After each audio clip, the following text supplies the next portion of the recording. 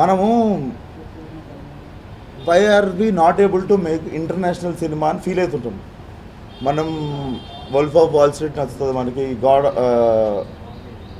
Game of Thrones నచ్చుతుంది, మనకి God father నచ్చుతుంది, స్కార్ఫేస్ సినిమా నచ్చుతుంది, అండ్ ఇవన్నీ నచ్చుతాయి కదా. అవన్నీ ఎందుకు అంటే చాలామంది ఆ సినిమాలని ఎందుకు అప్రిషియేట్ చేసి వాటిని ఎందుకు ఆదరిస్తారు అంటారు? మీరు చెప్పండి. వాటిని ఎందుకు ఆదరిస్తారు అనుకుంటారు మీరు చెప్పండి. They are honest film makers. When they write cinema, they write it with honesty.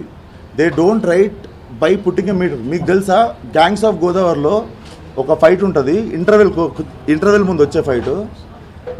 సగం కంటే ఎక్కువ ఫైట్లో బ్యాక్గ్రౌండ్ స్కోర్ ఉండదు, స్లో మోషన్ షాట్ ఉండదు.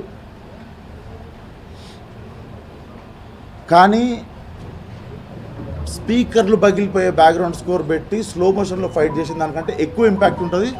నేను మీకు మాట ఇస్తున్నది, we are trying to make Telugu cinema global. If we all come together we can make it. ఇప్పుడు నాలంటోడు ఆన్సర్ చెప్తాడు, ఇంకోటి భయపడి ఇంటికి వెళ్ళిపోతాడు.